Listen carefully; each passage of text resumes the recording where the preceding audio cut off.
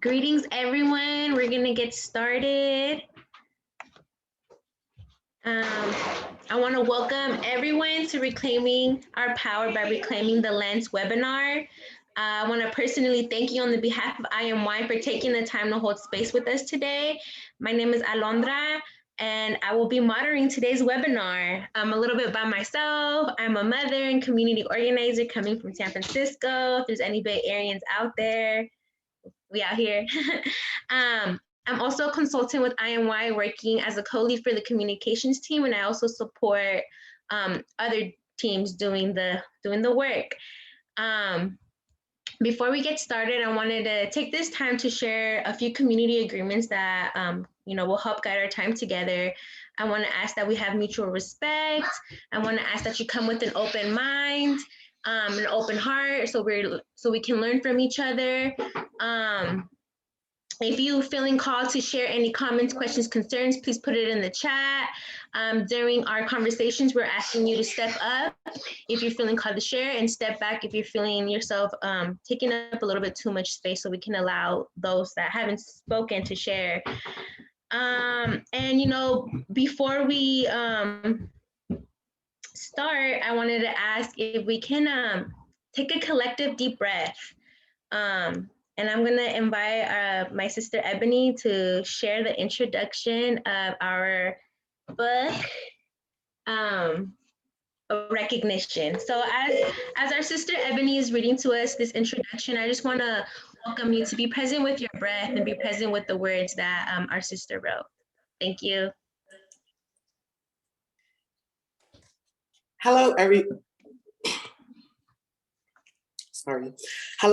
My name is Ebony. I am I am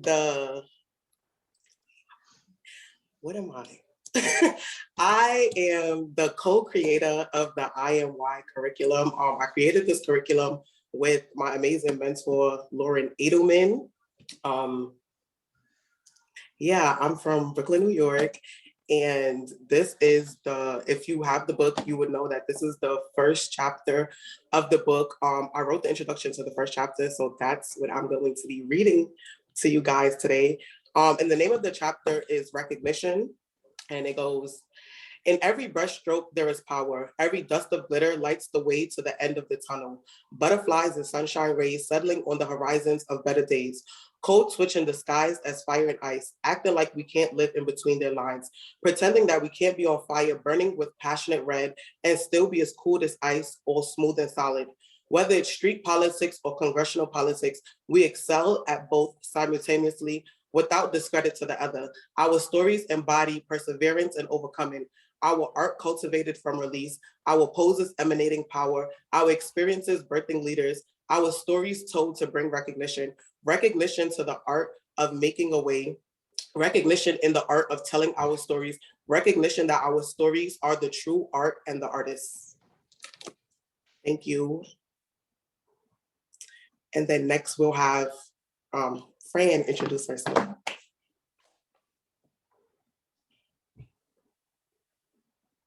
Fran, you're muted. Thanks a lot. All these years of doing these things. Yeah. So anyway, I am Fran Sherman. I am a founder of IMY, and I am a long time, I've been a professor of children's law and juvenile policy and law for 36 years, and a consultant on issues having to do with the justice system, and particularly young women in the justice system, for many years. And but right now, it's all about IMY. I'm really pretty passionate about what you're going to be seeing in this webinar and the young women, and really do think that IMY is putting it all together, that we're doing research, we're doing activism, we're doing hard thinking and hard work, and it's really pretty phenomenal. So I'm going to pass it on to Sochi. Yeah. Thank you so much, Fran. Thank you, Ebony, and thank you so much, Alondra. My name is Xochitl Larios. or AK So Cheesy. That's my nickname. And I'm also a consultant for the IMY National Policy and Art Project. I also curated an exhibit, part of the curatorial team for IMY. And I feel like I am also a valuable member of the curriculum team, helping to design, art making, writing workshop, curriculum building, that is being used nationwide, and especially here in the Bay Area. But I'm also a full-time student. I hope to get my AA, hopefully, if not this semester, next semester for sure. And then I'm a big sister. And then I'm also a cat lover and a cat mom. And I will pass it to my sister, Jasmine. Hi, I'm Jasmine Banks. From the San Francisco Bay Area. I'm 26. Formerly foster care, formerly incarcerated. I currently sit on a couple of teams, the motherhood team, who I co-lead with Lauren, racial justice, and a bunch of other teams. And I'm just excited about the webinar. And my pronouns are they, them, or my name.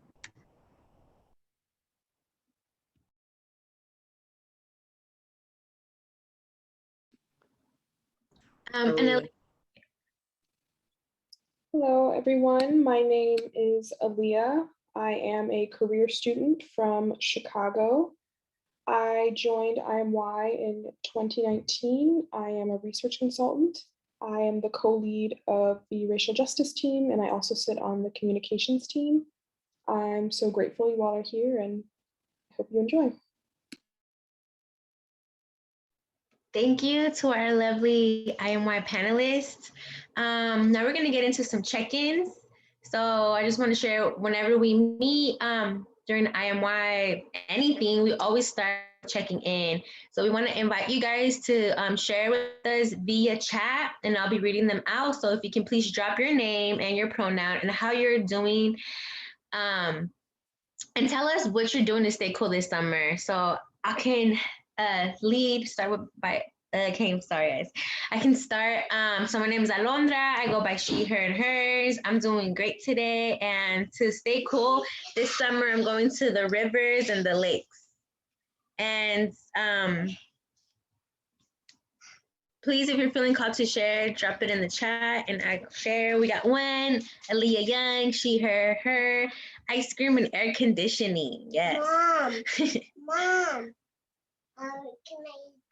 I also have a child here with me. I'm a single mama, so you may just hear my son come occasionally ask for things. So I apologize ahead of time and thank you for holding space and meeting us where we're at. I feel like that's something IMY does, is meet us where we're at. So thank you. I see here some people put Whitney, she, her, the beach, and happy to be here. Yes, we're happy to have you here. Thank you.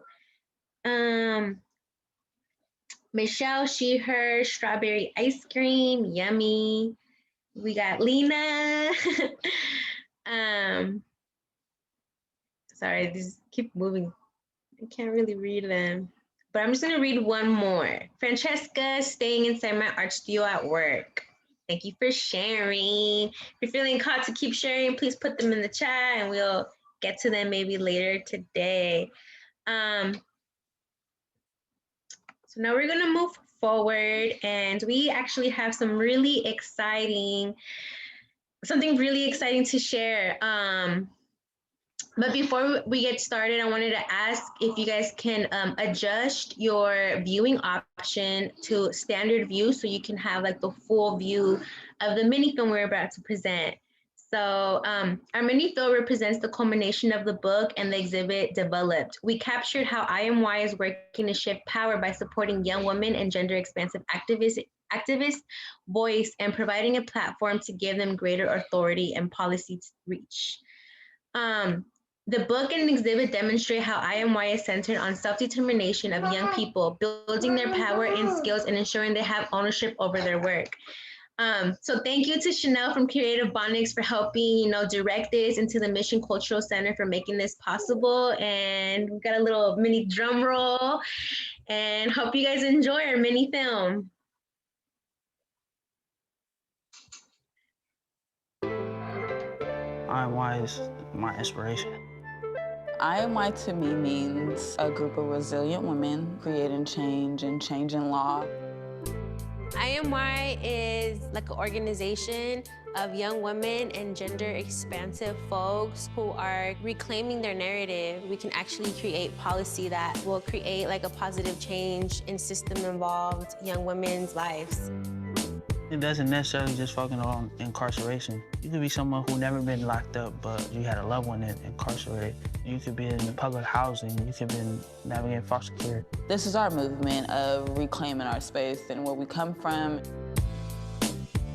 IMY started with a workshop in New York. It provided a tool that was a collaboration of everyone from everywhere. Chi-Town, the Bay Area, Boston. You have a portrait and it evolves into this. IMY helped us express ourselves in a vulnerable, authentic way. We reclaim the lens by showcasing what we want people to see about us. For me, I needed to rewrite my narrative because I was fresh out of juvenile hall. This was gonna help my transformation. Ain't nobody else gonna tell our narrative. We're gonna tell our own narrative. The IMY Reclaiming the Lens book came from not stopping, not saying that the pandemic was gonna be a pause. We actually said, all right, let's do a book then. Let's actually have something in IMY that's tangible, that can be the library for the next generation. The IMY Reclaiming the Lens book is something we created collectively. We had like very intensive Zoom call meetings where we would discuss like, why recognition? What does that mean to you? It was healthy to me too, because like you having these raw ass conversations, that's rare, but we getting it out. Everyone got responsibility, everyone got a chapter, and everyone was able to pick what was calling to them. Actually defining what I meant made me feel like empowered. We're reclaiming the dominant narrative of what it means to be system involved. We don't want this just to be a book on a shelf. I think it's a tool to bring us together. I want to see it in juvenile halls in Boston, New York, Los Angeles. I look at the IMY becoming a tool to show women how to navigate the system. We never, ever in our lives curated a show, but we wanted to hang our art pieces. I wanted to reach out to my community, our community. Exactly. I wanted like young girls to see these pieces. The beauty of it is that IMY gave us all the tools we needed to curate the show. I'm excited for my sisters pushing through and making sure that we get the space that we deserve. We chose these specific pieces that talk about what it means to go through a system and make it out. I sort of blacked out my area because I don't want you to see where I came from. I want you to see where I'm going. My piece is a picture of me and my son, and my son is like holding the ruda flower. It just reflects like our relationship to the land. The butterfly, that's just kin to me because transition doesn't mean just like a physical form, but it can mean something internal. Every time I walk in here, I'm just like, wow, like we did this. Especially through all the hardships we all been through. It feels good to see our work being acknowledged. I can't let another girl go through what I went through because that shit literally broke me. I actually have a duty to the next generation to fight systems of oppression. I hope that it just creates a movement for young girls to come out and be able to do the same thing that we did. Why women, girls need opportunities, not chances. I am why you get through whatever situation. I am why we no longer will be invisible. We speak for ourselves.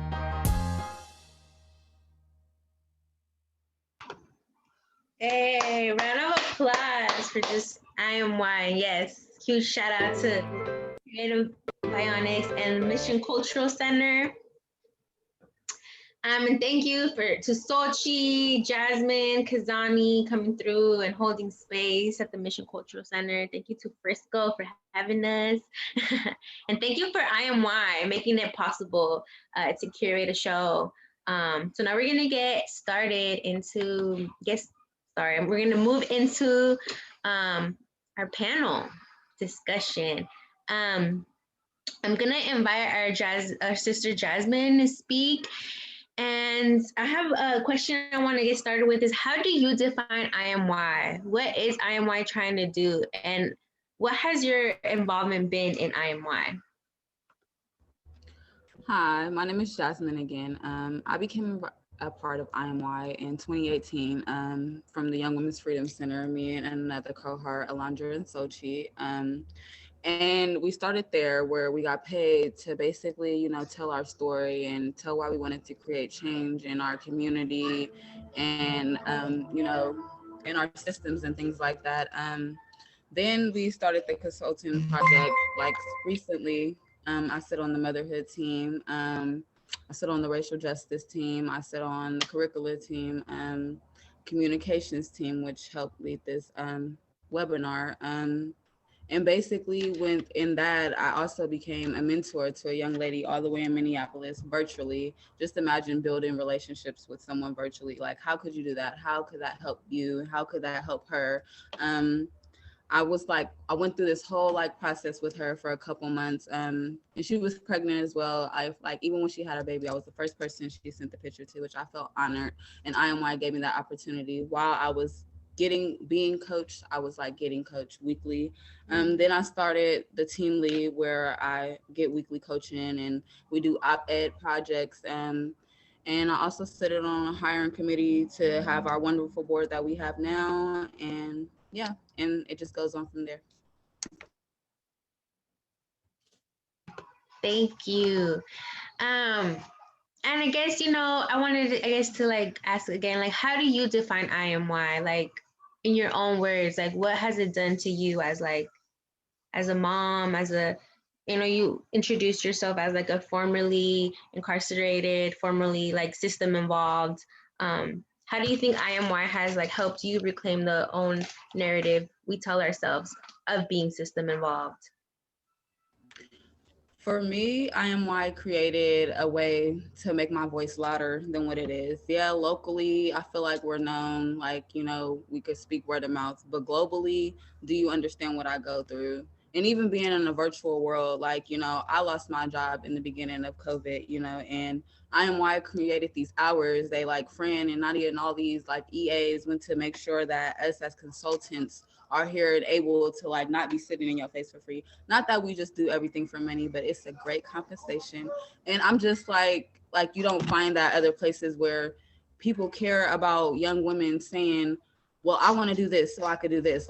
When I created the motherhood group with Lauren, it was we didn't have okay, well, we're going to do this and we're going to do that and we're going to give you $25 gift cards. Now we're going to create a space for you to be able to talk. If you're going through it, you can call on me. If we need to sit down in space and maybe cry a little bit, we're going to cry a little bit. So, I feel like IMY just created that narrative for us to speak on why we are why, the change, and why we are perfect. Last question for you, Jasmine. So what is IMY trying to do? What is the point of IMY? I think IMY is trying to create the pathway for the youth. How we also tear down the hierarchy of not having a report. So when I said that I have weekly check-ins, it's not that I have to tell this person, well, this is what I was doing. This is why I was doing this. It's no why could I take this writing class? Can you help me build up my resume? Can you help me make some Microsoft Excel? Can you make me a better person for my community? And I think that's what we're doing now as consultants, trying to make the next pathway for our next youth, and so on and so on. Yes. Thank you, Jasmine. Wow. So Frank, can you share with us how does IMY do that? Maybe talk about the logistical infrastructure of how this work gets done and why it's important that we do this work. Yeah, sure. And thanks so much, Jasmine, for describing it better than I could, because really this is about how IMY is being experienced by the collective, all of us that are part of trying to build this organization.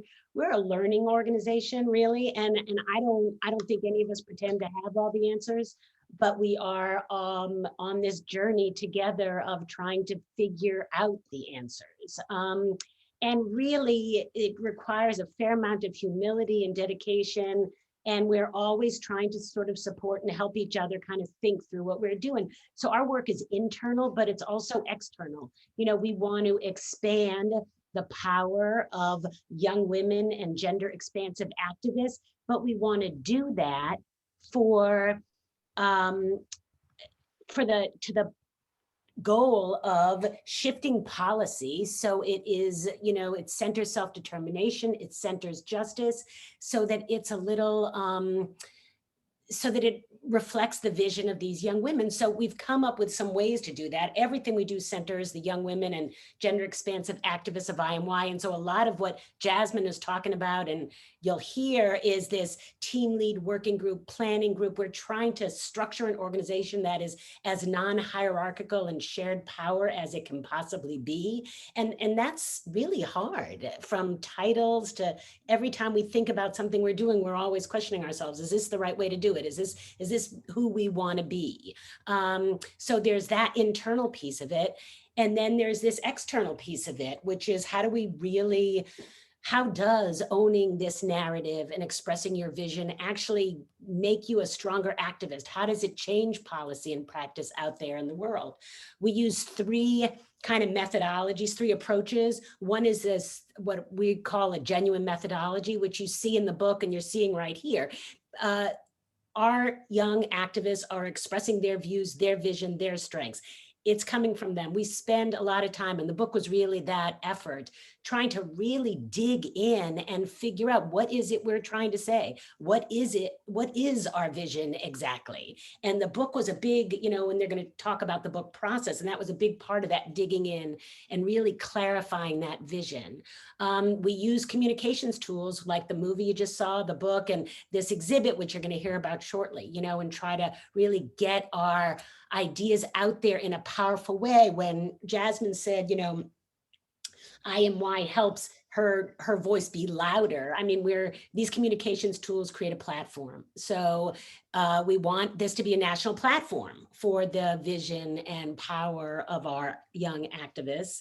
And then the last thing is movement building. We are trying to directly engage systems and policymakers. And I know Xochitl's going to talk about that a bit, and bring this narrative and bring this power to the folks like me, really, who have traditional power, you know, who, and people in legislatures, people, you know, who are making systems, who are sort of creating policy. So it's those three things: methodology, communications, and direct action that we're doing. And we're trying to do it as non-hierarchical and as, you know, young women centered as we can possibly manage. And yeah, that's the theory of change. Thank you, Fran, for highlighting just like how this work gets done. And yes, thank you. And we're gonna move into the book, you know, really understanding like how we got these, you know, like so she said, these tangible, like physical things out here to use as communications tools to like really project like our dominant narrative, so we can create these policies, so people can hear from our experiences and learn that what they have created doesn't serve us, doesn't help us thrive. So I want to invite Ebony and Aaliyah to join us in this next portion. And I wanted to ask about how was like your involvement with the book? How did this book evolve? Where did this like book idea come from? Ebony, if you want to lead us, please. Sorry. Okay, hi, once again. So this book, so like I mentioned in my introduction, IMY was created with my mentor, Lauren, and I. We created this as a way to create policy change. And while we were doing workshops in Atlanta, there were workshops in Atlanta, San Francisco, New York, Chicago. Like we had workshops all over. So we were like just getting started with the work. Like we were now beginning to see the impact, see the change, see the way it really sparked something in the young women that we were like holding space with.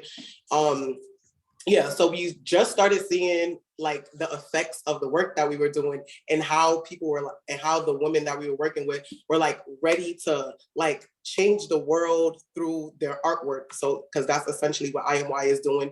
IMY, for those who don't know, for this is your first introduction to IMY. IMY is a curriculum project where we take photographs of young women and then we turn it into art. We do this thing called an IMY statement, which Aaliyah would explain to you guys when she speaks. So that's how it was created. And when we got shut down, when the world got shut down, we didn't want the work to stop. So we started Zoom calls and we're like, oh, like this isn't gonna last long. We're gonna do this big exhibit and we're gonna just like blow the world up with what we've been doing. But months kept going and like the lockup was not letting up. And then at this time, the whole Black Lives Matter movement was like heavy. George Floyd had just died. And for us as women of color to just be in this space together, it wouldn't have been justice for us to just sit in a space and not to speak about what was happening in the world outside of the work that we were doing, because the work that we are doing in IMY directly trickles into our communities where Black people live, where Black people are dying, where this violence is happening.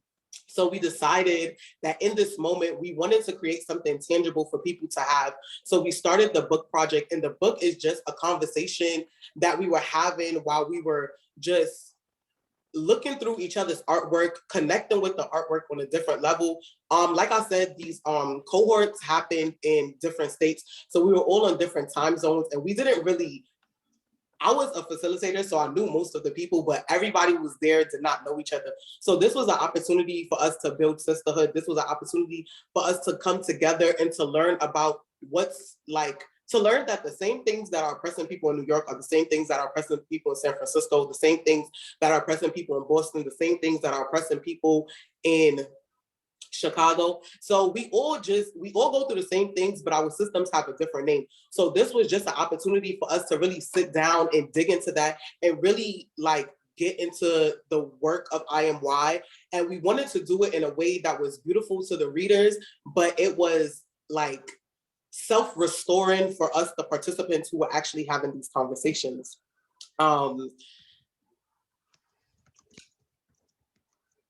Okay, yes. So the chapters, so every chapter in the book is one word, and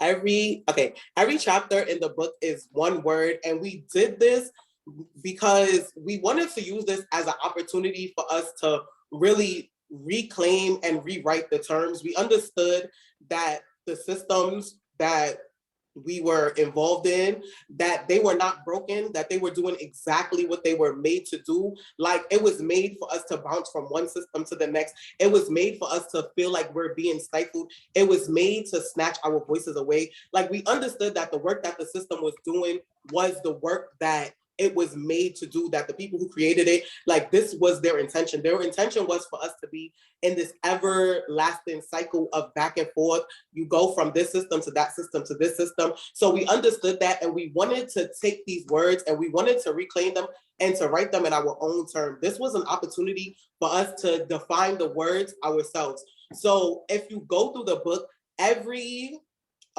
chapter has the definition of the word, and then it has an expert from one of the chapter editors. So this was like super personal for every person. So we decided to pick a chapter, and we wanted to really like dig deep into like what that word meant to us, like how did that word affect us. So yeah, that's why we ended up making every chapter one word, and every chapter is led by a beautiful story or a poem from one of our wonderful editors. This book process, it was really like a girls' club. It was an opportunity for us to really build connections, and like the people in San Fran say, comrades with each other. It was really like, it was something that you had to be there for. It was beautiful, and the work that we produced from it, it was amazing. So I'm gonna say this before I go. If you don't have a book, I don't know what you're waiting for. And I'm just gonna pass this to Aaliyah. I second that, please. imy.com/book. So I was introduced really late in the game in 2019. Like I said, I think it was one of the final workshops I attended in Chicago. It was a 2-day art intensive, as Ebony explained, and we analyzed different pieces of like different works and different pieces from art activists. And we ended up creating our own piece as well as our own IMY statements. And our IMY statements essentially reflect who we are and what our mission is. So what our vision of change is, what we want the world to look like, and why our voice matters. Not that we have to explain ourselves, but it's really good to reiterate that and share it with the world. And as Ebony explained, each piece and each word was meticulously placed and organized. The whole book tells a story, and we really did sit down and organize and structure the book and design the book exactly the way we wanted it to be. Each page has different pieces of art taken from our portraits, and it helps the whole book flow. If you've seen the cover of the book, each piece is taken from our artwork, and it's just a wonderful collage showcasing our sisterhood and our work. And I will read my IMY statement and explain what it means and why I am the chapter editor of Origins. I am love. It was burdened with trauma. It was taken advantage of, but it drives me to fly. With it, I hear the bird calls. I speak the tree's language. It is understanding. Sorry. It is philosophy. I want it to make a home out of the bodies of all of my people. I am it. I am why my ancestors survived. I am why we will thrive. So the chapter for Origins contains 5 pieces, including my own, Alondra's, Jasmine's, and 2 others.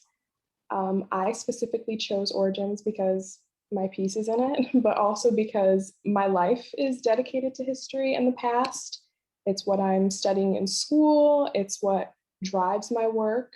I think generational trauma is something that we've all experienced and is something that is definitely prevalent in my life and in my family. And it is something that guides my work. And I'm also very religious and superstitious. I think that's one of the ways I've been able to maintain my ancestry. I don't know where all my people are from. I don't know where all my family is. And being able to hold on to that and share it with my family and my sisters has given me an opportunity to claim my origins and also claim my voice and my space. And it inspired my design as well as the organization of the chapter.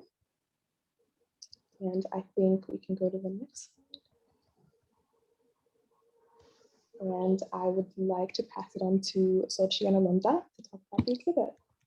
Yeah, thank you, Ebony, for highlighting that the closer we are to the pain, the closer we are to creating solutions. And like, you know, this book was a tool we needed to change and reclaim our own narratives even. And I love that our book is telling our story through our mouths. Like you guys said, we meticulously thought out every word.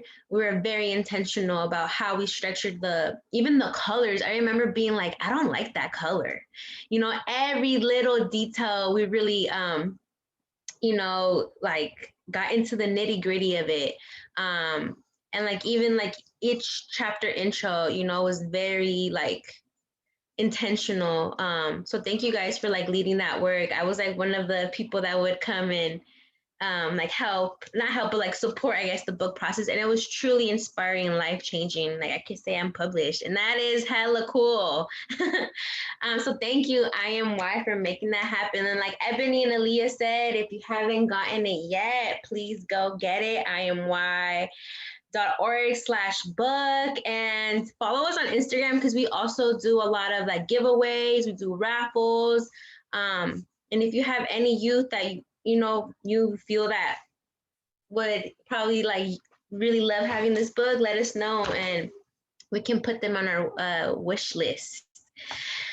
So yes, now we're gonna move into our exhibit portion. So I'm gonna invite my co-curator, sister, friend, Xochilarios, to kind of like guide us through this process. Like, what was it like, curating an art show? I know both of us have never done this before. It was like an experience. So if you want to maybe talk about like how we got there and what was it like? Yes, thank you so much. I just want to take a deep breath and just absorb what everything that has been shared. I know that our stories are sacred and time is sacred, and we don't get time back. So, again, pat yourself on the back if you are joining this call.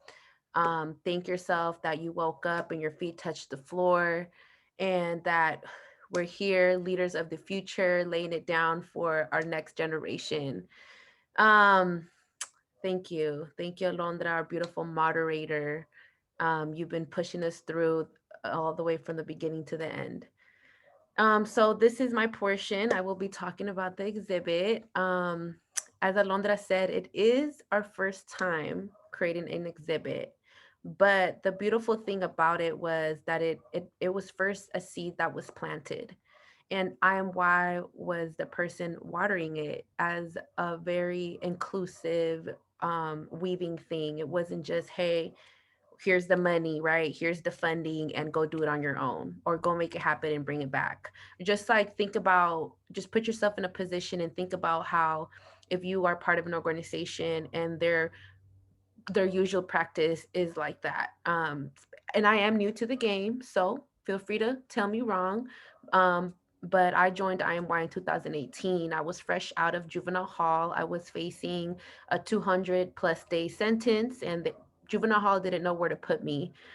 And I was in a sticky situation, but thanks to Communities United for Restorative Youth Justice and Young Women's Freedom Center in San Francisco, Communities United for Restorative Youth Justice is in Oakland, and it just shows you that when organizations share values, we bring a coalition together. We create a coalition. We bring empowerment, not just to the organization, but to the young people who are part of that organization. And I was one of those young persons.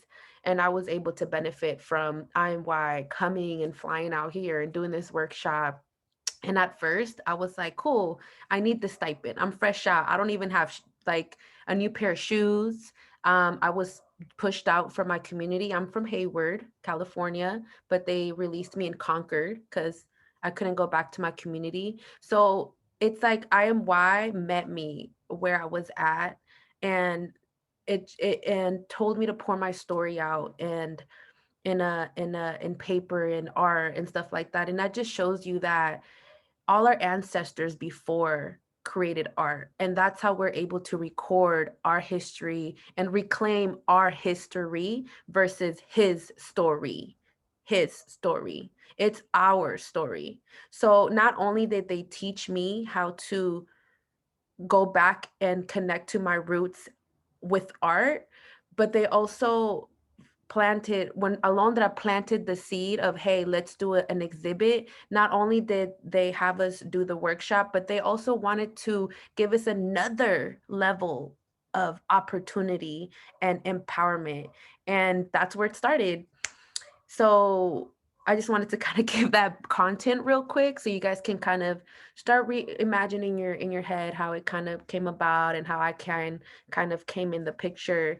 So from 2018 to 2000 and to 2021, in those between times, if you think of it of a timeline, as my soul sister said, is like we created a book, we started from a workshop, we are now at an exhibit, and we're just wanting to go and do everything and maximize it. And it was our first time writing a proposal to Mission Culture for Latino Arts, and it was going to be the 34th Solo Mujeres exhibit in San Francisco Mission Culture Center for Latino Arts. We didn't we got the proposal, but we weren't able to kind of get it first, but we didn't stop. We weren't like, okay, let's give up. We kept pushing. Me and Alondra, we kept meeting, and Lauren, shout out to Lauren. And we kept meeting, we kept talking about it. Alondra's like, I'm gonna stop by, I'm gonna knock on their door, I'm gonna see what's up, who's the organizer. Like, you can see that motivation, that hunger. All the different perspectives in this exhibit needed to be heard. And without a platform, they struggle to be heard because we are also fighting in our community. But if we're not being loud, then how can the people in office can hear us? They can't. So that's another reason why we needed this to happen. And there was that trust from Mission Culture Center for Latino Arts and IMY to let us vision what we wanted to do. And again, support, lead us, guide us, and just help us.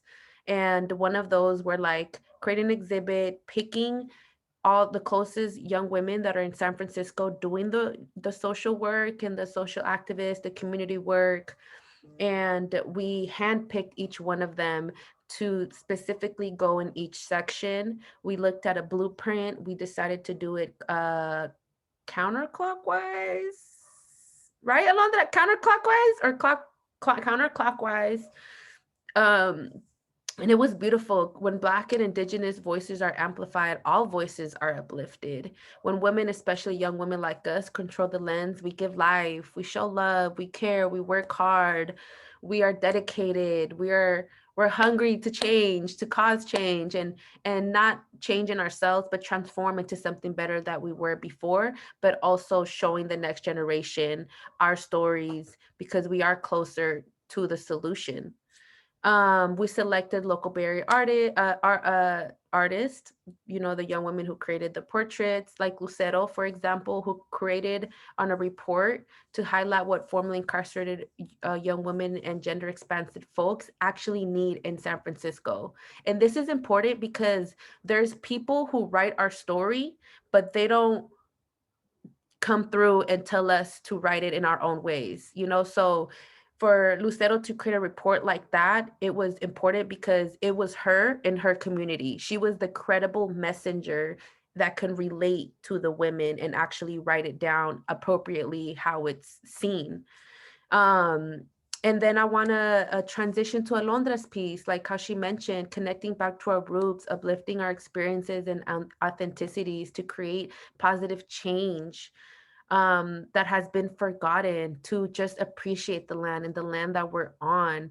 Me and Alondra are from the Bay Area and we are in Ohlone land. So just want to give out that land acknowledgement to our ancestors.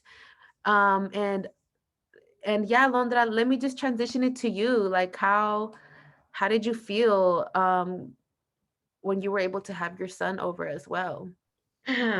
Yeah, thank you, Sochi. Like you just, wow. Thank you for holding that space. And, I think just listening to you speak makes me reflect that like when people water you and you're able to like fully focus on thriving, not necessarily just survival mode, you're able to be your authentic self. Everything you just shared was like, I felt it with my heart because I've held space with you. I've shared space with you. And it's really beautiful and humbling to like be able to heal collectively and like kind of like I don't know if you guys know in Lakesh, I'm gonna just share real quick. In Lakesh is you are my other me. If I do harm to you, I do harm to myself. If I love and respect you, I love and respect myself.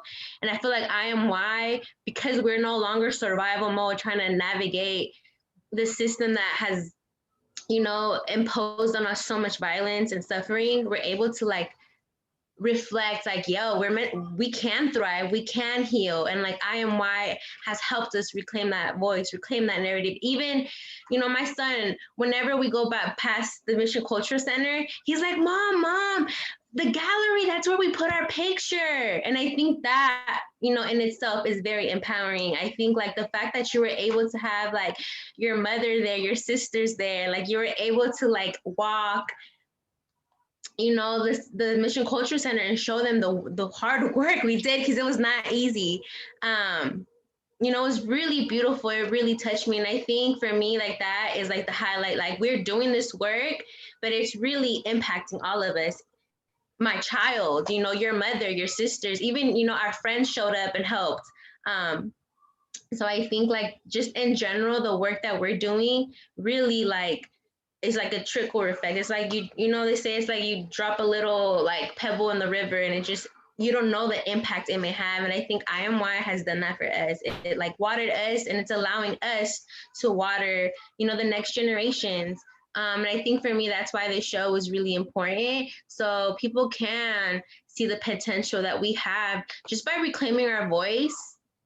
That in itself helped us create this, you know, helped us create a whole art show that like is leaving a legacy for our communities. And so I just wanted to highlight that. I feel like just hearing you speak, Sochi, just I'm just like filled with love and inspiration. Hearing all of you guys speak, I think just like we did that and we're doing that and we're system involved and we're like women of color, we're gender expensive folks of color, you know, and we're like the most marginalized, most oppressed, but here we are thriving and reminding like our fellow siblings that we are meant to thrive. Just because the system don't believe in us don't mean that we don't gotta believe in us. So it's like reclaiming, truly reclaiming that narrative. Um, Yes, yeah. that part. Thank you. Yes, thank you, Alondra, for just reiterating the fact that we we are told that we are the products of the choices that we make, right? But how is that? I think that's a lie, because we are born into marginalized societies versus our oppressors. They're born into wealth that has been left behind them. So when we created this exhibit, all our sisters on this call right now, they had to be on the wall because it amplified the common struggles in the United States as a whole. The job continues, and the job and the work is not over. It's just the beginning. And let's see, how can I close this out? Because I know I've been talking a lot.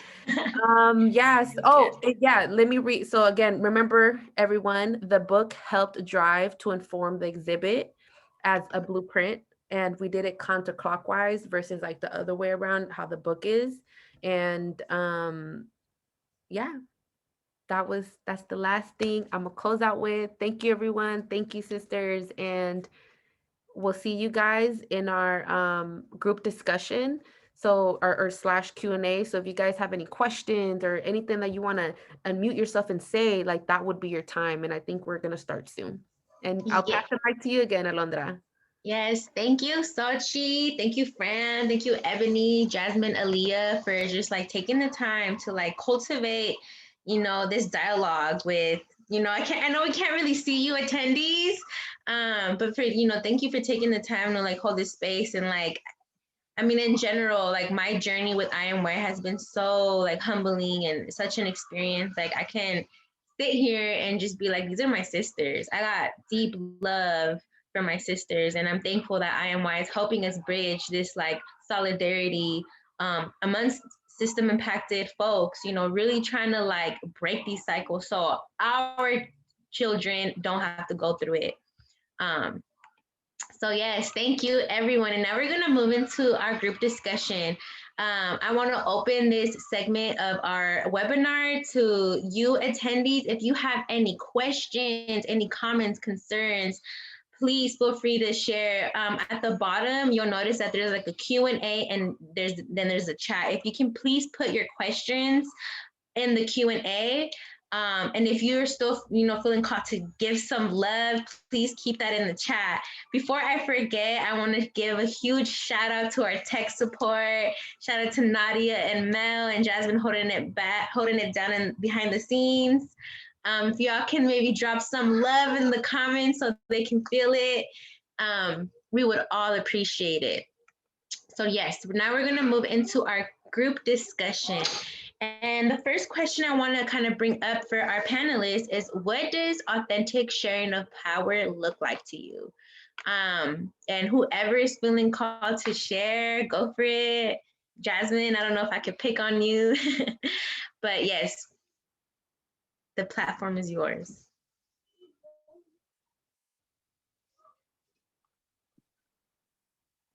Yeah. So I've said this before, but I do think IMY's organization is quite strange because it is an intergenerational organization, but it's actively non-hierarchical. And I've had intergenerational relationships my whole life. I think everyone has in some way, shape, or form, whether it be family members or teachers or coworkers, bosses, but there've always been a level of hierarchy, and it's really strange interacting in a space where we're all learning together and we're all working together. And I do feel like I have, and everyone has, respect for people who are older and more experienced, but regardless of age and experience, there's mutual respect, and we are all going through this process together, and we have a solid foundation where everyone is treated and perceived equally and treated equitably. So it's just a really nice dynamic, and I hope one day it becomes the norm.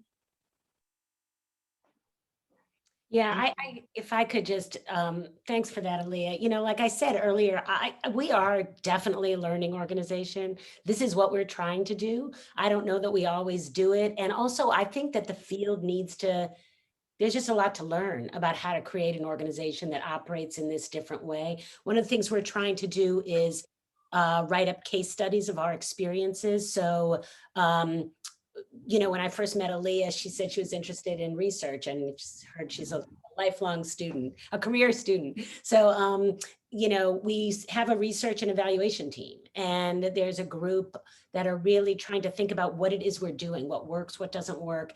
We're trying to evaluate internally, really use a case study format to think about it. And one of the things we're going to be doing this year is try to write a case study on sort of this team lead work. You know, what everything we do is in these teams, and the teams are often co-led by a young women activist and a more, you know, the EA, the experienced activist, supposedly the older, you know, but often it could be two, like racial justice is Aaliyah and Mel, who are the co-team leads. And sort of what does that look like, you know, to how are we're trying to develop what the norms are for leadership, and what professionalism looks like in this moment. And all of that will be part of a case study. And again, it's really just, we're doing the work, we're trying to think about it while we're doing it, think really hard, and then share what we're learning. And this webinar is part of that. That's why we're interested in your questions, we're interested in your comments, you know, because I feel like we learn collectively best. Thank you, Fran. On that note, I know you brought up a lot of the different work we're doing. Can you share a little bit about the different work that we're doing today? Like specific, or not too specific, but. Well, you know what I'm going to do is I'll give you just a sense of the big picture, but maybe then, you know, Aaliyah can talk a little bit about racial justice, and Jasmine can talk a little bit about motherhood. We focused on some content areas that came out of the, again, the young women's vision and thoughts. And one is ending youth incarceration, another is young motherhood, another is racial justice and gender justice, reforming sort of the juvenile legal system. Those are all sort of topic areas people wanted to focus on. And all of us are working in some way, trying to do some direct action in those spaces through our teams. So that's sort of the direct action piece of the work. And it takes a lot of different forms. Jasmine talked about our activism pathway, which we piloted in Minneapolis, and Aaliyah was part of that work, and Jasmine was part of that work, and Mel, who's also on, I think, I'm not sure even, and we're expanding that out and making that available to other people. Now we have a pretty solid curriculum, a 13-week curriculum for promoting and supporting activism, and we're building that work out as well. I mean, I could go on. We have 8 teams, and I'm going to let you all talk about the work. I mean, the plan is ambitious, for sure, as it should be. I can give an example. For example, in California, it is the first time, everyone, that there is going to be a juvenile prison closing, and that's thanks to the SB 823 realignment bill. And this was a 3-year process. So it's crazy how IMY came in the picture and supported my leadership in that space. And now, like 3 years later, it's like there's like this whole, I think Ebony touched on it, it's like this whole like movement of just activism and just telling our oppressors like stop it, like cut it out, like this is we're tired of it, we're tired. So this is really just the beginning for IMY and all the bills and policies that they're going to be tackling and helping us young women tackle those bills as well.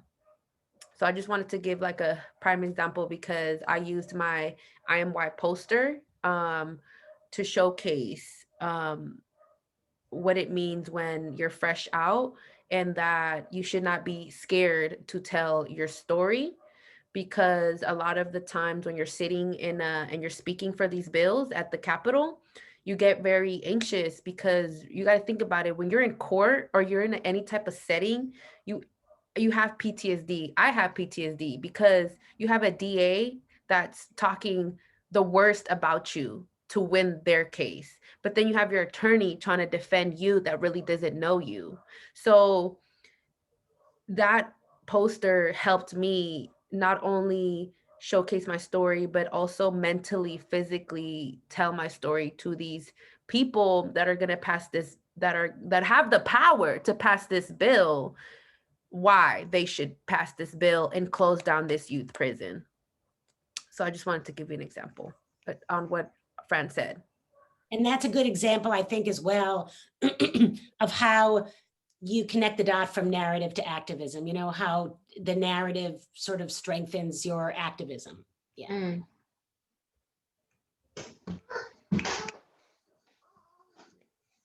you, Sochi. Aaliyah, do you want to talk about maybe the racial justice team and what's cooking for y'all? I'm going to pass that to Mel, since Mel was the catalyst for the racial justice team. Hello, everybody. I'm Mel Harris. I've been with IMY since 2018. My pronouns are she, her, them.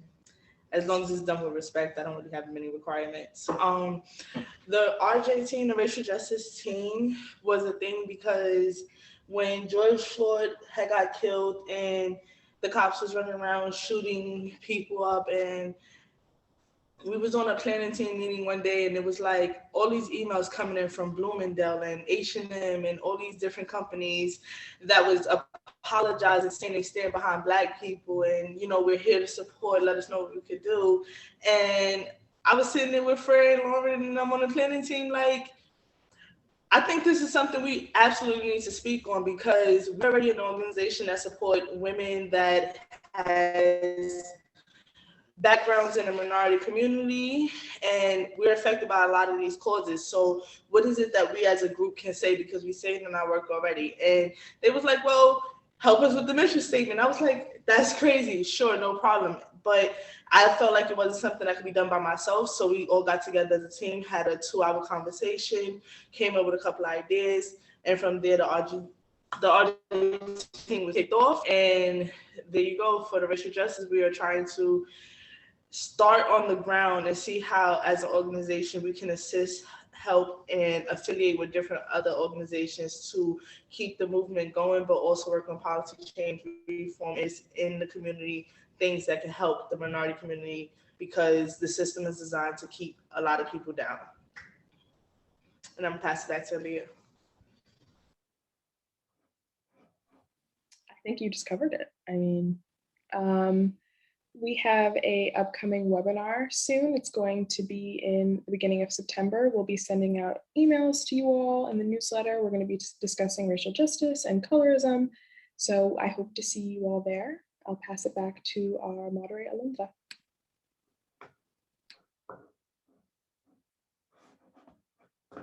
You're muted, babe. You're muted, sister. Thank you. I'm over here talking. Thank you. So yes, we got some questions. Thank you, audience, for participating. Really appreciate it. So our first question is from Felicia Smith. What was the most rewarding and challenging part developing IMY today?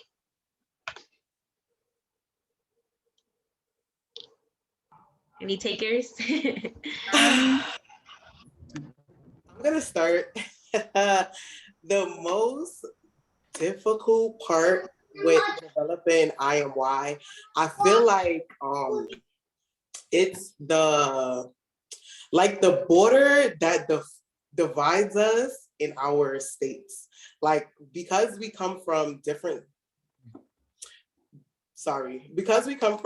states, like there's a lot of policies and languages that look different for all of us. So when we're trying to collectively talk about something, like the solution isn't the same in every state. So I feel like that's one thing that was really challenging for us, to really come up with a solution that can like fly across the border, but that also helped us to understand that everything is not a one size fits all, and that we do have to do more work to individually meet the needs and to meet the needs of the people in different states. I feel like that was the most like challenging part to date.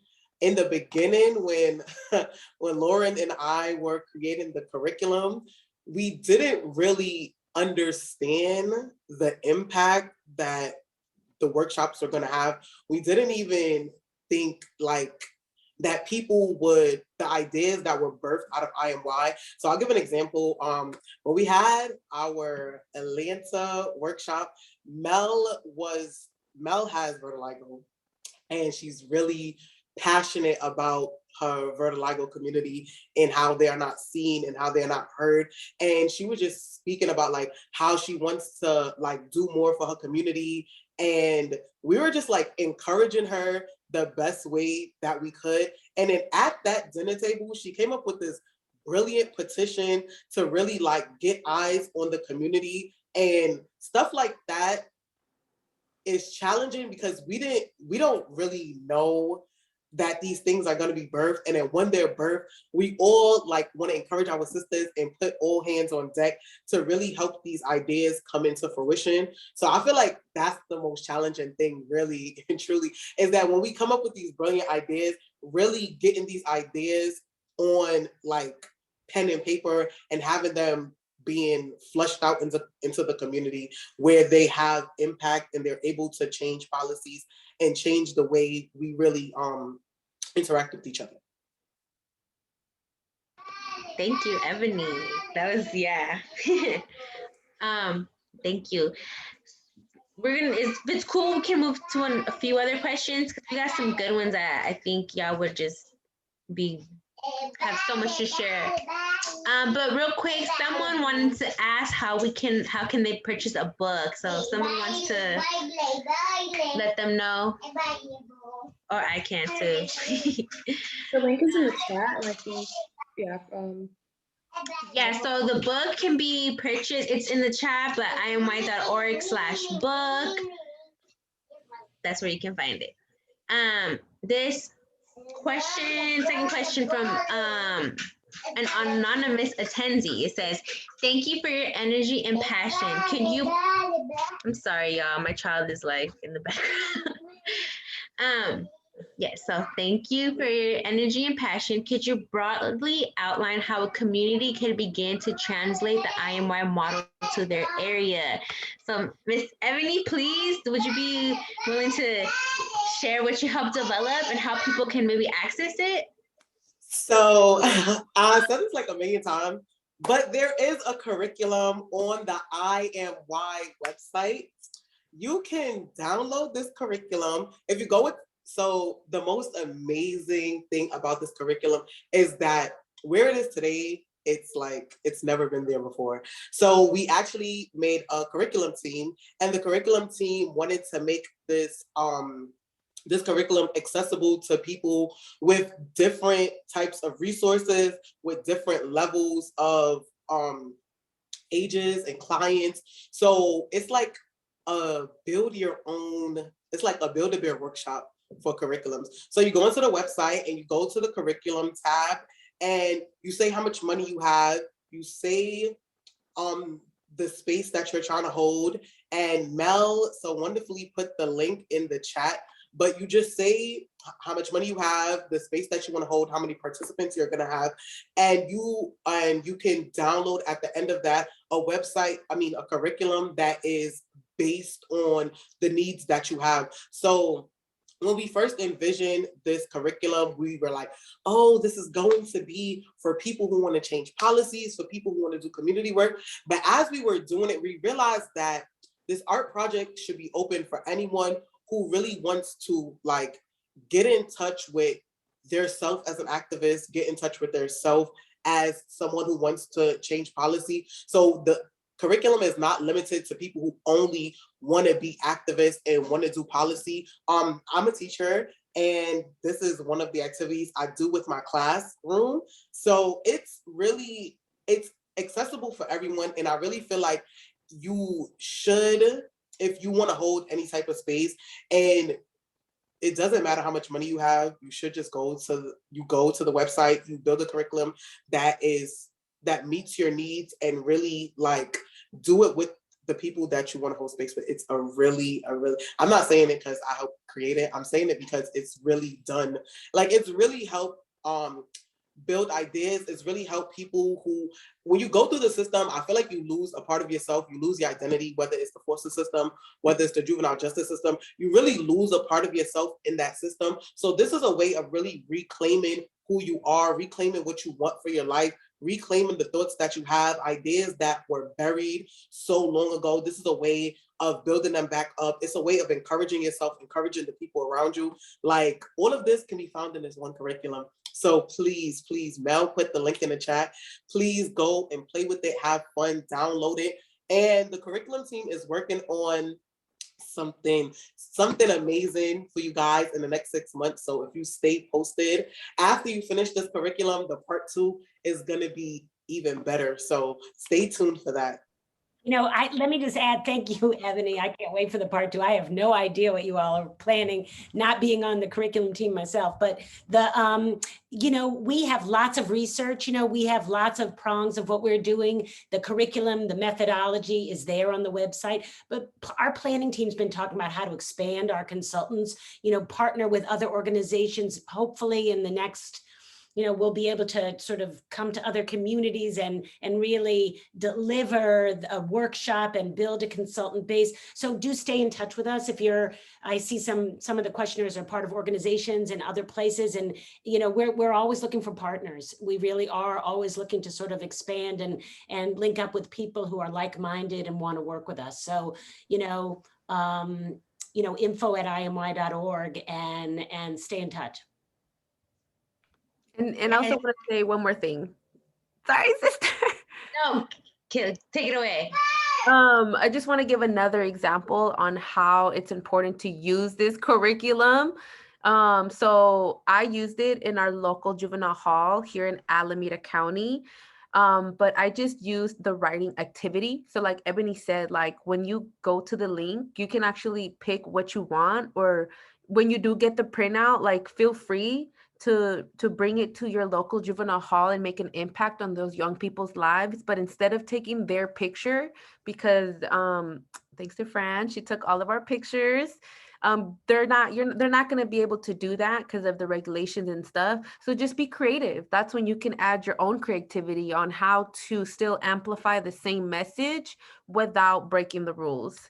And the way I did it was just focusing on the loop writing workshop and just expanding on that and writing a paragraph or personal diaries on the last couple words that they stopped on, because they'll tell you to cross out some words in the loop writing workshop and you'll end up with some words. So just wanted to give kind of that personal statement to that. No, that's great. And share with us what you do out there. If people are using the work, and please do share with us what you're doing on social media, on the website, because we want to be in partnership with people who are working in the same ways we're working. Yes. Thank you, team, for sharing those resources. And we hope you attendees, whenever you need please feel free to check this out. I will also add IMY has done amazing research, Fran, and Annie has amazing loads of gender-based research also available on our website. So please check it out because it's important to do the work, and be informed. And I love that, a lot of this research, I'm not college educated, but I was still able to like digest and fully like understand. And it was really like, I wasn't surprised, but I was surprised. Like, the system is so shady, and it's important that that we educate ourselves, even if we don't have the access to like go to like school. We have access to our community that has done the work. So please check those out. So we're gonna move into a few more questions. I'm sorry if I'm not like asking the questions in order. I'm just like um, but I wanna ask. I'm sorry, y'all. My child is like over there jamming now. I'm gonna move after I ask this question, but I wanted to ask. I don't remember who asked this, but has IMY developed any content regarding the system, chances, and mothering? So I wanted to invite Jasmine to speak on our mothering group that has been really dope for IMY.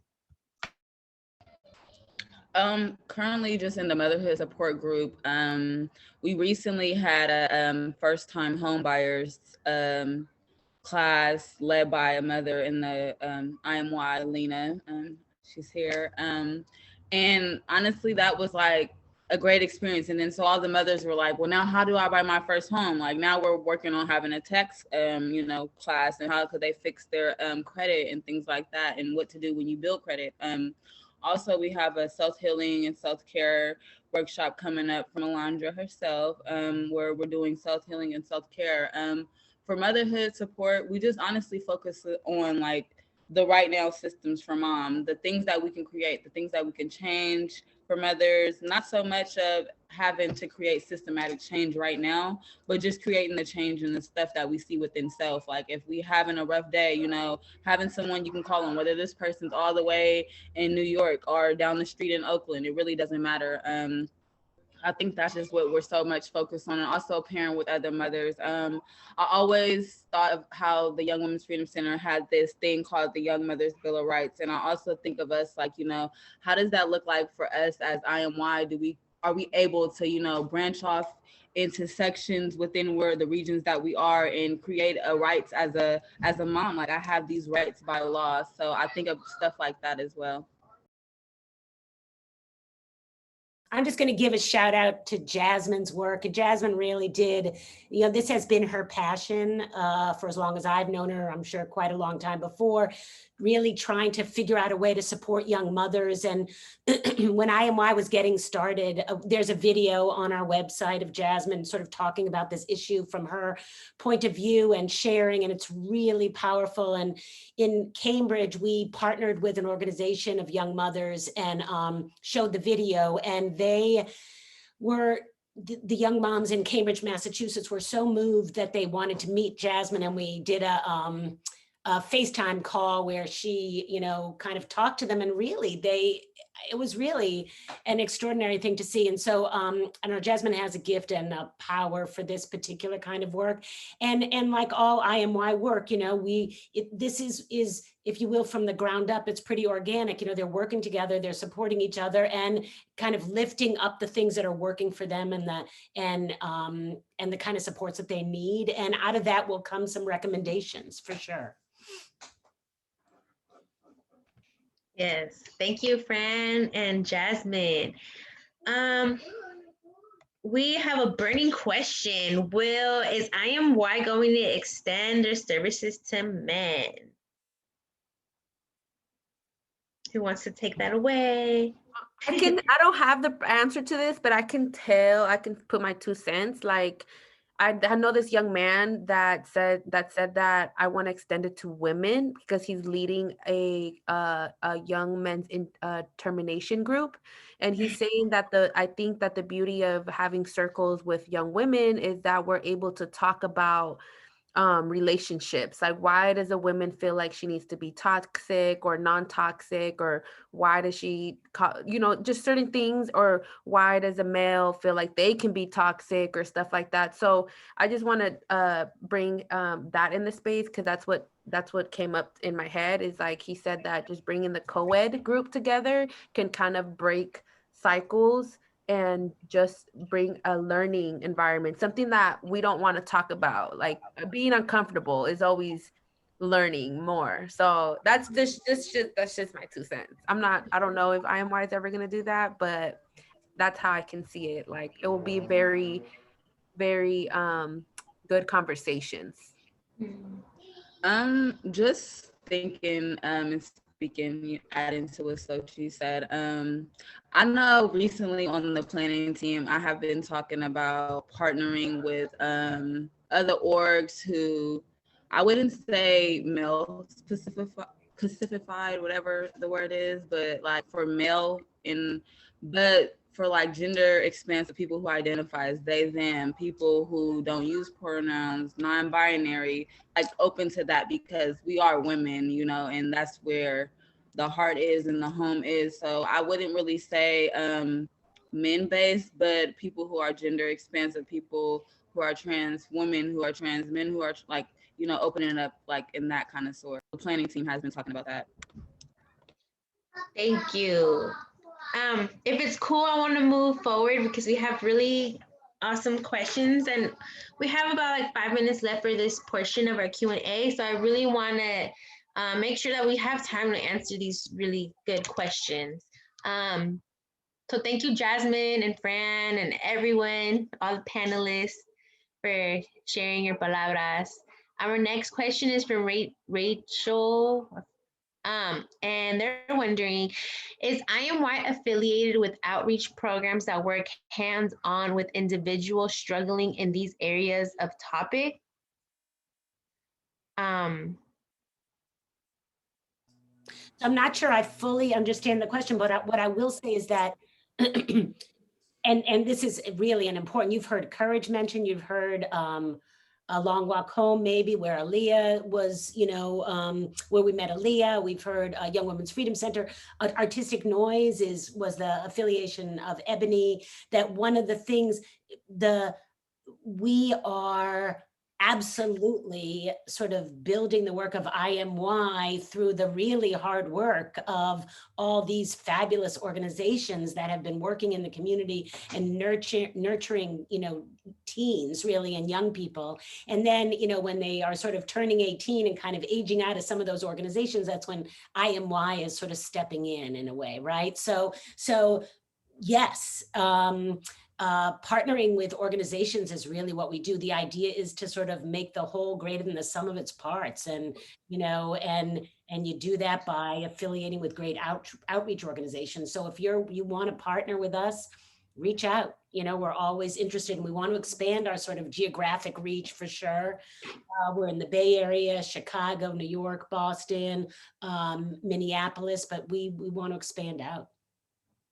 Yeah, and I do want to share too that like the past year during the pandemic, IMY has done IMY workshops for the Young Women's Freedom Center. We did a few for them. I know we did one for the YMCA in Minneapolis, National Crittenton, shout out to them too. Also, we also hosted like a workshop with them. And I think we may not be building like long-term individual like relationships, but I think we're starting to. We're like planting that seed and watering it. And I can say, as a facilitator from those workshops, they have truly been impactful. And I think like the youth really feel moved to like reclaim their own voice. And I think that in itself is very powerful. I think just like planting the seed and having, your own community water yourself or water you, and then you yourself like watering yourself because you have this like experience that really helped you reclaim your narrative, reclaim like what it means like to kind of express yourself through your experiences in a resilient way. So I think, not directly, but indirectly kind of. So yeah, thank you for that question. And I guess if this is okay, we can close off with this question. It reads, Hey sister, sending love tonight. You are doing amazing. My question is, how has IMY as a community impacted your individual goals as activists? So that's a beautiful question to close us off. So who wants to take that away? Or can I invite everyone to share? Please, is that possible? Mel, you too. And maybe Aaliyah, if you want to lead us, start us off. I joined IMY when I just turned like 18 and I just turned 20 now. So I think I'm one of the youngest in the organization. And, I came out like fresh out of high school and my activism had really been surrounding my education. And I think it still does to a certain extent. But IMY and Along With Home have given me an opportunity to extend my activism to other people, I guess. I don't know, like working with not just people in my small community, not just people at my school, but people in my city, people in my nation. And it's amplified my voice in a way that I didn't know was possible. And I don't know, I think I have bigger dreams and bigger goals now. So I don't think my mission has changed or my vision has changed, but I think now I see myself as louder and more impactful.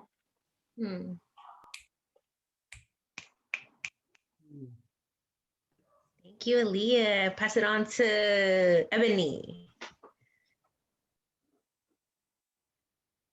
LOL. Hold on, wait, let me look at the question one more time. How has IMY as a community impacted your individual goals as activists? My goal in life is to bring art into spaces where art is not allowed. I am an artist by profession. I am an artist by nature. I am an artist in my heart. And I love the youth, like youth and art. So all of my life, I have worked in spaces where art as activism has been like our mission. So art as a tool to stop recidivism. Recidivism is just like re-entry back into the system. So that has been my like life's work. I'm young, but it's what I've been doing since I started working. So yeah, I feel like art, I feel like IMY has really helped me do that because as a facilitator, I've been able to go into spaces and really do art like on a different level. I feel like in New York, at my old job, I used to work a lot in probation, doing art for probation in all 5 boroughs. I live in New York. So just doing art in all 5 boroughs, but IMY has gave me the opportunity to do art in different states around the country. So I did a workshop in a lockup facility with these amazing young women in Boston. And it's really lit a flame under me, like, because sometimes I'm like, oh, like, is this the work that I want to do? But when I come to meetings and I'm sitting down and I'm doing this work, I'm like, no, this is what I want to spend my life doing. I want to spend my life bringing art into spaces where it can help people speak up for themselves, where it can help them communicate in ways that they weren't able to communicate. One of my favorite IMY workshops that I have facilitated was actually in Chicago. I felt like in Chicago, the girls were like really reserved, and it was so wonderful to see that when the art making process started, that they were like so excited to really like do something and put their stamp on it and to like really have something that they can say is their own. So just bringing that feeling into spaces is really what I want to do my whole entire life. So IMY has really helped me to do that. So I'm just happy to be a part of this organization, really and truly. Like, God bless y'all for real. Thank you, Ebony. Before Sochi and Mel and Jasmine share, we do have 2 minutes left. I want to respect everyone's time and thank you guys. If you have to go at 3:30, we totally respect it. We're just gonna go a few minutes over. So if you want to stay, please stay. And if you guys gotta go, I totally respect it. Thank you so much for holding space.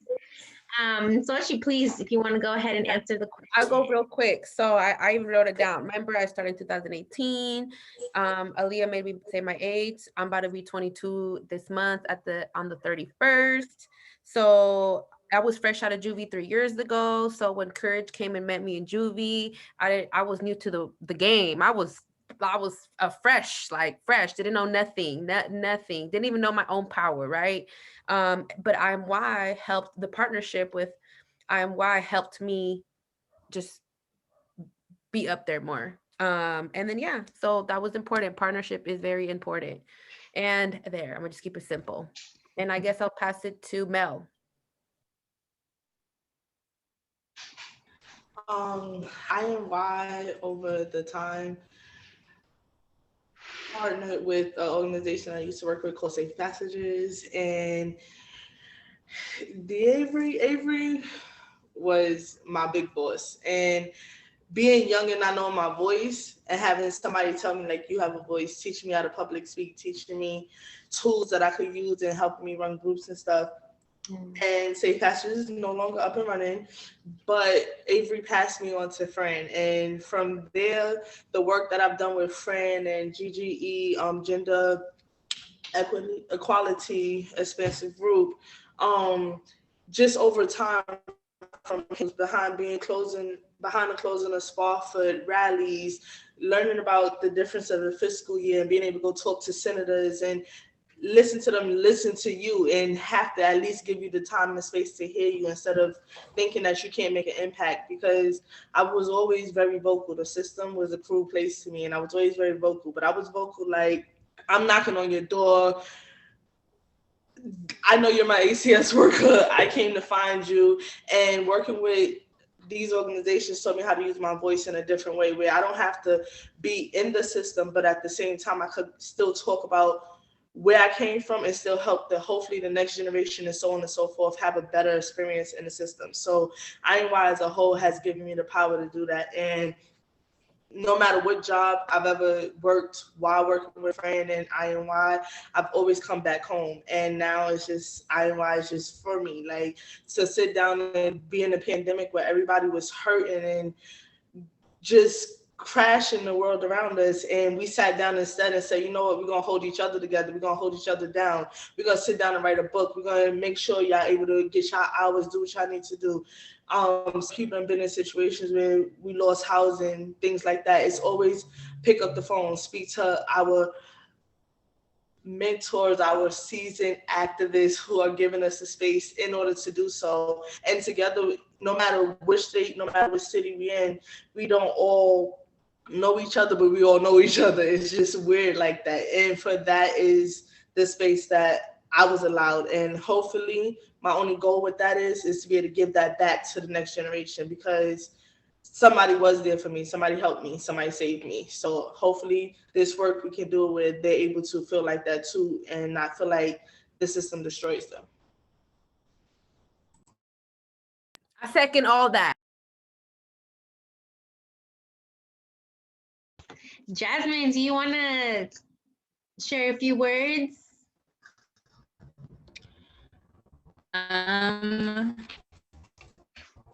My goal in activism,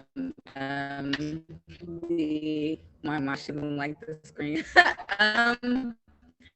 But I think that's really like my purpose. Just as a young Black girl growing up in the foster care system, the juvenile justice system, all the systems that I grew up in. I don't know if I got choppy real quick, but I don't know. I just want to, especially for darker girls, I just want to be that voice that they could be able to rely on to speak up for them and not be so fake about it, so fraud about it. Like, we need help just as well as everybody else, and we need to be understood, and shit, we're going to explain ourselves.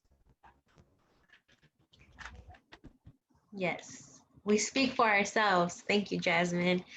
Fran, if you want to add anything, please. I honestly, I got nothing to add. I feel like I have a greater understanding every day I work with y'all, and that's just, yeah, I feel humble. Yes. Well, thank you everyone for taking this journey with us. Thank you for being present and learning, what does it really mean to reclaim, our power. Um, So thank you to our panelists, to all the participants, to the tech support, and to everyone doing this work to really uplift the youth, to uplift, the next generation. So we all don't have to, struggle, keep struggling to just like for peace and dignity. So I want to invite our sister Ebony again to read us out. We're going to close off our webinar by reading the final chapter to Reclaiming the Lens, which is titled Pride. So Ebony, please, and thank you everyone. Lots of love from the IMY community, IMY family, and we'll see you at the next webinar hosted by the Racial Justice Team. So thank you. You're muted, Ebs. I hate it here. As my sister said, this is the last chapter. This is the closing of the last chapter. I co-wrote this with a sister named April. She's from Chicago. We really, it's a letter because we wanted it to be like we were passing this on to the next set of people who would really do this work that come behind us to do this work. We wanted them to have a letter of, just like recognition of their struggle and, just keeping the sisterhood going. So I'm gonna start reading now. So it says, "Dear traveler, you may have started this journey unprepared, but you were ambitious. The generations that came before you, they were resource stricken with no apologies, no explanations. They fought for their inner peace. Despite the chances that they had camouflaged as perfect opportunities, self-sustainability and self-empowerment is all it took to break generational curses. Within you lives a fully resourced extension of the movement. Pay homage to where you are from in your walk and in the way you talk. You must stand tall. Do not be afraid to admit that you were made fragile. Soon the wounds fragility caused will callous over. In time, your spirit will become less heavy. Nonetheless, it is safe to take off the face you have painted on to make the world comfortable. As you begin to heal, release the compassion suppressed within. You have spent a lifetime smizing with your eyes because you were told you must remain agile. In the midst of your newfound happiness, begin to wear the smile you have spent years trying to hide. After all that time, trying something good has aligned. You could have been a reflection. It could have been a reflection or a belief. Whatever it may have been has caused a sense of relief. You have taken back everything that was stolen and discovered the possessions that they tried to keep hidden. The work day may be over, but the work is not done. You may still be dressed in your work clothes, but dancing to the beat of the block in your lit mind. Coming together as sisters has made our purposes apparent and our journeys dignified. As you make your way from Boston, from New York, from Chicago, from Oakland, from San Francisco, speaking up so that the world can hear you, we all have once felt completely alone and unable to connect. But through a renewed, satisfying self-respect, we have manifested a not so secret railroad of witnesses who testify about the reclamation of their origin, culture, legacy, compassion, pride, and taking action as the journey took us from east to west restoratively. I am made whole. And mutual support, your sisters, April Campbell and Ebony W. Thank you guys so much for, just spending this time with us, sharing this space with us. We invite you to follow us on Instagram at IMYJustice, to visit our website at imy.org and our link tree at IMYJustice. Please feel free to order books, to download the curriculum. We do have a Dream Readers thing that we do, that we give away books to women who people feel like are in need of this book, who feel like this book would uplift them. So if you do have a dream reader in mind, feel free to email us or to DM us on Instagram, and just like put us on to the people in your community. If you would like to partner with us, if you would like one of the IMY consultants to come to your space and really like do this 2-day intensive workshop or 1-day intensive workshop, please feel free to reach out to us. reach out to us through email, reach out to us through Instagram, and someone will get back to you. Again, thank you so much. God bless you all for just spending time with us, for asking questions, for really engaging with us. We really appreciate you guys. We appreciate the community that you are building with us and like helping us to really push this work forward and to get us into spaces that really need the work that we are doing. That's a wrap. Peace and love, everyone. Good night, everyone.